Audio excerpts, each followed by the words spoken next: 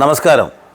പാകിസ്ഥാൻ്റെ ഭീകര പ്രവർത്തനങ്ങളെ പ്രോത്സാഹിപ്പിച്ചുകൊണ്ടുള്ള മുന്നേറ്റങ്ങളെ പ്രതിരോധിച്ചുകൊണ്ട് നമ്മുടെ സൈന്യം കാണിച്ച ധീരോദാത്തമായ പോരാട്ടം എല്ലാ കാലത്തും ഓർമ്മിക്കപ്പെടുന്നതാണ്. ആ പ്രതിരോധത്തോടൊപ്പം തന്നെ ഓർമ്മിക്കപ്പെടേണ്ട മറ്റൊരു കാര്യമാണ് നമ്മുടെ അതിർത്തിയിൽ താമസിക്കുന്ന പാവങ്ങളായ നൂറുകണക്കിന് ആളുകളുടെ വീടുകൾ നഷ്ടപ്പെട്ടു പോയിരിക്കുന്നു. ഇന്ന് രാവിലെ ഞാൻ കണ്ടൊരു വാർത്ത, ഉർബ ജനീൻ എന്ന് പറയുന്ന 2 കുട്ടികൾ, ഇരട്ട കുട്ടികളായിരുന്നു, 12 വയസ്സുള്ള, ജീവിതത്തിൽ ഒരിക്കലും വേർപിരിയാത്ത, കിടക്കുമ്പോഴും ഉറങ്ങുമ്പോഴും ഒക്കെ തന്നെ ഒന്നിച്ച് നടക്കുന്ന ആ 2 കുട്ടികളും പാകിസ്ഥാൻ്റെ ഷെല്ലാക്രമണത്തിൽ കൊല്ലപ്പെട്ടു. അങ്ങനെ കുറേ കുട്ടികൾ കൊല്ലപ്പെട്ടിട്ടുണ്ട്.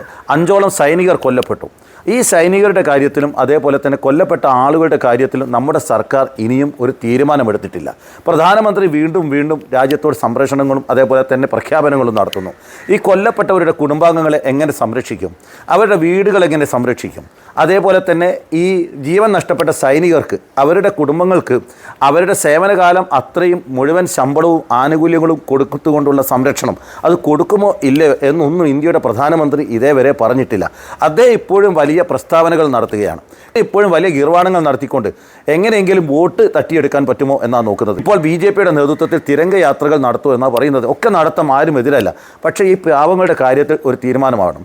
അതേപോലെ ഇന്ന് കണ്ട സങ്കടകരമായ ഒരു വാർത്ത, മധ്യപ്രദേശിലെ BJPയുടെ മന്ത്രി, അവിടുത്തെ ട്രൈബൽ അഫയേഴ്സ് മന്ത്രി കുൻവർ വിജയ് ഷാ, അദ്ദേഹം പറയുകയാണ് തീവ്രവാദികളുടെ സഹോദരിയെ കൊണ്ട് തന്നെ അത് പറയിപ്പിച്ചു. അപ്പോൾ ഈ നമ്മുടെ സോഫിയ ഖുറേഷി എന്ന് പറയുന്ന രാജ്യത്തിൻ്റെ അഭിമാനമായി മാറിയ വനിത, സുപ്രീം കോടതി പോലും എടുത്തു പറഞ്ഞുകൊണ്ട് അഭിനന്ദിച്ച വനിത, ഇപ്പോഴല്ല നേരത്തെ തന്നെ അവരുടെ കഴിവ് കൊണ്ട് സുപ്രീം കോടതി എണ്ണിപ്പറഞ്ഞ 11 വനിതകളിൽ ഒരാളാണ് സോഫിയ ഖുറേഷി. ആ സോഫിയ ഖുറേഷിയുടെ മുത്തച്ഛനും മുത്തച്ഛൻ്റെ അമ്മ, അവർ റാണി ലക്ഷ്മിബായിയുടെ കൂടെ INAയിൽ പോരാട്ടം നടത്തിയ, ഒന്നും നേടാനല്ല, രാജ്യത്തിൻ്റെ സ്വാതന്ത്ര്യത്തിന് വേണ്ടിയിട്ട് പോരാട്ടം നടത്തിയ ഒരു വനിതയാണ്. ആ വീട്ടിൽ നിന്ന് ഇൻകുലാബ് സിന്ദാബാദ് മുഴങ്ങിയത് നമ്മളൊക്കെ കണ്ടതാണ്, അവരുടെ വീട്ടിൽ നിന്ന്.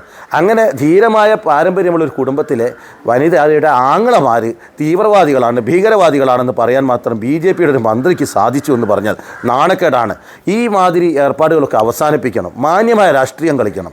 യുദ്ധത്തെയും സൈനികരെയും വിൽപ്പന ചരക്കാക്കിക്കൊണ്ട് രാഷ്ട്രീയം കളിക്കുന്ന ഇത്തരത്തിലുള്ള BJPയുടെ നെറികെട്ട ഏർപ്പാട് അവസാനിപ്പിക്കണമെന്നാണ് എനിക്ക് വിനീതമായി അഭ്യർത്ഥിക്കാനുള്ളത്. നന്ദി, നമസ്കാരം.